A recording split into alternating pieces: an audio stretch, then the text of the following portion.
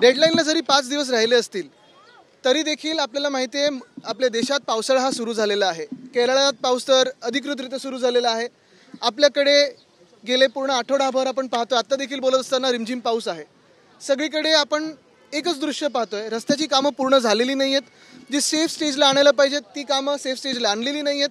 नालेसफाईची देखील कामं आम्ही कुठेही राजकारण आणू नये आणि महापालिकेला काम करायची संधी मिळावी म्हणून जास्ती काही व्हिजिट्स केल्या नव्हत्या. पण हे जरी पाहिलं आपण एकंदर तरी आपल्याच माध्यमातून सगळ्यांना कळते की नालेसफाई देखील यावर्षी नीट झालेली नाही आहे. गेले 3 वर्ष मुंबई महानगरपालिकेत निवडणुका नाही झाल्यात, ना महापौर आहेत ना नगरसेवक आहेत. लोकांनी जायचं कोणाकडे हा प्रश्न आहे. एक नशीब ह्यावेळी एक मंत्री महोदय पाहणी करत असताना ग्रीन कार्पेट नव्हतं टाकलं, तेवढी लाच तरी ठेवली. पण एकंदर कामाचा घोळ आणि घोटाळा हा लोकांसमोर आलेला आहे.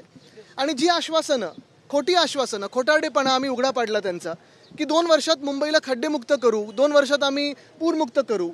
2 वर्षात आपण पाहतोय खड्डे वाढलेले आहेत, खराब रस्ते वाढलेले आहेत आणि रस्त्यांची कामं असतील ती तशीच उघडी पडलेली आहेत. मान्सूनपूर्व पावसातच अनेक ठिकाणी पाणी साचलेलं पाहायला मिळालं. आज सफाई सगळी झालेली आहे, उत्तम नालेसफाई झालेली आहे. मला वाटतं काय आहे की डोळे बंद करून मांजर दूध पिऊ शकते, पण आपण मुंबईकर म्हणून पाहतोय मुंबईची जी परिस्थिती झाली. तसंच आपण पाहिलं असेल पुण्यात देखील परवा जो पाऊस पडला, पहिल्या पावसात कितीतरी पाणी तुंबलेलं.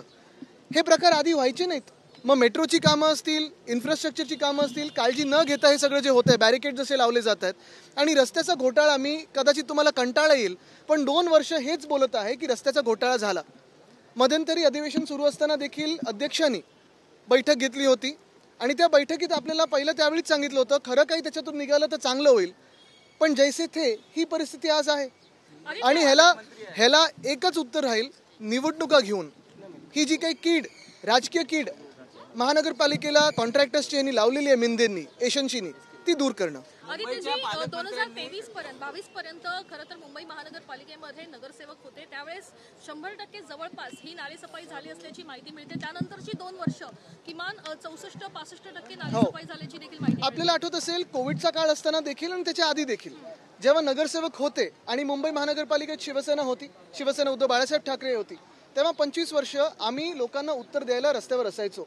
कुठेही काय झालं तरी आम्ही तिथे असायचो आणि त्याच्या आधी मान्सून पूर्वीची बैठक असायच्या. सगळ्या ज्या संघटना आहेत, ज्या काही एजन्सीज आहेत, मग ती रेल्वे असेल कुठची असेल, त्यांना सोबत घेऊन आम्ही काम करायचो आणि जेवढं शक्य आहे जवळपास तेवढं आम्ही पारदर्शकपणे तुम्हाला सगळ्यांना सोबत घेऊन ती कामं पुढे न्यायचो. पण गेल्या 3 वर्षांमध्ये नागरिकांनी जायचं कोणाकडे हा प्रश्न पडलेला आहे. म्हणजे फोडाफोडी चालू आहे, पैसे देतात नगरसेवक, माजी नगरसेवक कोण इकडचं तिकडचं घेण्याचा प्रयत्न करतात, पण लोकांची कामं अजून होत नाहीत. मान्सून पूर्व बैठक ही पालकमंत्री पदांनी घेतली पाहिजे, ती अद्याप झालेली नाही. काय काय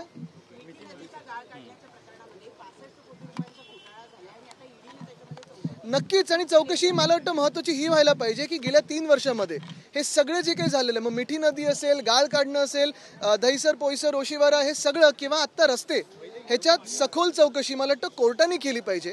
कारण महत्त्वाची गोष्ट ही आहे की गेल्या 3 वर्षामध्ये मुंबईचा पैसा हा एशनशीनी लुटलेला आहे. त्यासोबत एक भाजपचा एका राज्यसभा खासदाराने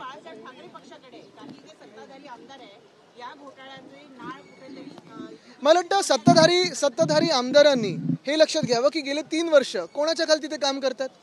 गेले 3 वर्ष आपण पाहतो जो घोटाळा झालाय, आम्ही सत्तेत होतो का? आणि 25 वर्ष जी भाजप आता आमच्यावर आरोप लावते, मला वाटतं 2002 की 97 पासून 2017 पर्यंत भाजप कोणाच्या सोबत होती? महत्वाची पदं सगळी होती, ज्या कमिटी होते, इम्प्रुव्हमेंट असेल, BST असेल, शिक्षण समिती असेल, ह्याच्यावर भाजपनी बसलेच होते ना. राज्यसभा खासदार आहेत, राज्यसभा खासदारांनी एक वादग्रस्त वक्तव्य केलं. नाही, त्यांना मी उत्तर देत नाही, पण एक निश्चित आहे, आपण पाहताय मुंबईचे रस्ते असतील, मुंबईचे नालीसफाई असेल, एशनशीनी जो पैसा काढलेला आहे ह्याच्यातून, घोटाळा केलेला आहे, तो आता दिसायला लागलेला आहे. राज्यसभा खासदार एकाने वादग्रस्त वक्तव्य केलेलं आहे. पहलगाम मध्ये ज्या ठिकाणी हल्ला झाला, पहलगाम मध्ये हल्ला झाला त्यामध्ये भारतीयांचा मृत्यू झाला, त्यांच्या ज्या पत्नी आहेत त्यांनी धाडस दाखवलं नाही आणि विरंगणा नाही. हा निर्लज्जपणा आपण पाहतोय पहिल्या दिवसापासून सुरू आहे.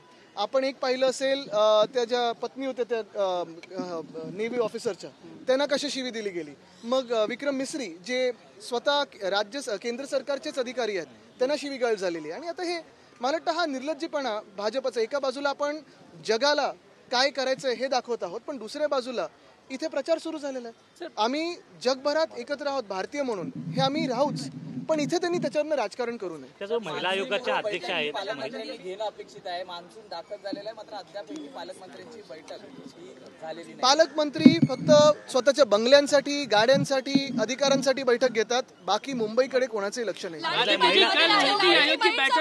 आदिवासी फंड जो आहे तो लाडकी बहिणीकडे वळवला नाही. एक आपण पहा की ही सगळी जी उधळपट्टी झालेली कॉन्ट्रॅक्टर्सवर, ना लाडकी बहिणीसाठी पैसा आहे, ना आदिवासी खात्यासाठी पैसा आहे, कुठच्याही खात्यासाठी पैसा नाही आहे.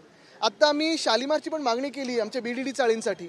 बीडीडी चाळींमध्ये आपण पाहतोय पाणी तर गळायला लागले वरतून छतातून, तरी देखील पैसाच आला नाही. कॉन्ट्रॅक्टरना पेमेंटच झालं नाहीये.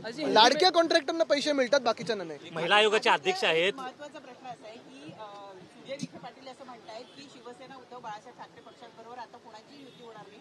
पुढच्या 2 वर्षामध्ये फक्त उद्धव ठाकरे आणि संजय राऊत हेच या पक्षामध्ये. ठीक आहे ना, आम्ही वेगळे वेगळे पक्ष बदलत नाही स्वतःचे कारखाने वगैरे वाचवायला. मला त्याच्यात जायचं नाही. आदित्य जी, कल नीति आयोग की बैठक हुई, उसमें ये कहा गया कि हमने जापान को सरपास करके चौथे नंबर पे हमारी इकोनॉमी आ गई है.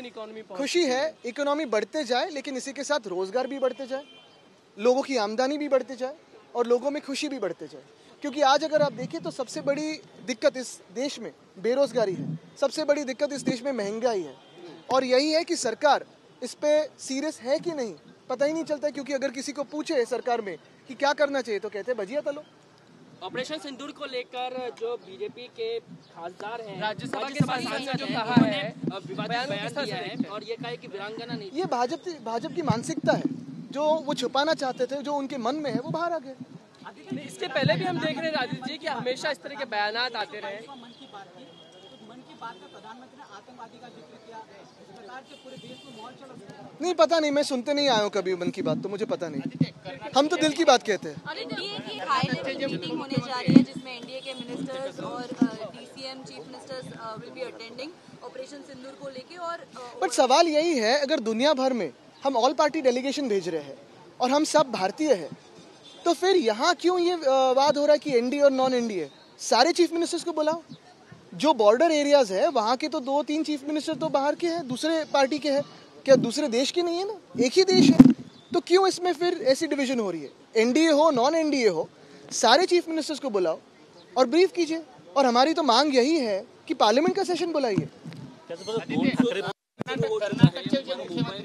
जी आप भीग रहे हो, हम भी भीग रहे हैं. अब सवाल पूछते जाएंगे तो मानसून ऐसे ही बढ़ता जाएगा. लेकिन लगता है आदित्य, एक मिनट. हाँ मानसून को लेकर आदित्य जी हिंदी में बता दीजिए. आदित्य जी, एक मिनट मानसून को लेकर सवाल है. आदित्य जी, बघू पुढे काय होतं. मानसून को लेकर मानसून की तो शुरुआत हुई है, लेकिन रास्तों के काम हो, नाले सफाई के काम हो, वो तो कुछ हुए नहीं है. सिर्फ भ्रष्टाचार हुआ है. बारिश अगर हुई है सबसे ज्यादा, तो ये जो भ्रष्ट सरकार है उनके पॉकेट्स पे ही हुई है. पैसों की बारिश हुई है, बाकी कुछ नहीं.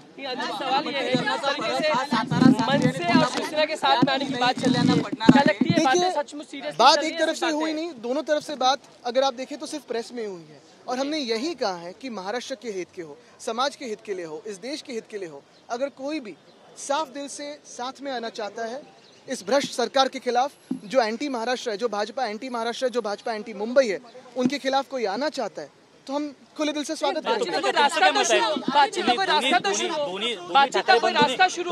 ठाकरे बंधूंनी एकत्र यायला पाहिजे. आणि ज्या प्रकारे केवळ माध्यमामध्ये चर्चा होतीये, फक्त मनसे म्हणते की प्रस्ताव तरी पाठवावा म्हणून. बघा, आमचं एकच म्हणणं आहे, जेव्हा तिथून काही बात सुरू झाली आम्ही देखील प्रतिसाद दिला. आता महत्वाची गोष्ट ही आहे की कोण मला हे म्हणाले मला माहित नाही, त्यांच्या वरिष्ठांकडून कोणीतरी पुढे यावं. पण महत्वाची गोष्ट हीच आहे की आम्ही जिथे आहोत तिथेच आहोत. आणि एक तुम्हाला सांगतो, ह्या महाराष्ट्राच्या हितासाठी, देशाच्या हितासाठी, समाजाच्या हितासाठी जे महाराष्ट्र द्वेष्टे भाजप आहे त्यांच्या विरुद्ध, भ्रष्ट भाजप आहे किंवा यशस्वी आहे त्यांच्या विरुद्ध कोणी जर एकत्र येत असेल तर आम्ही त्यांचं खुल्या दिलाने स्वागत करू.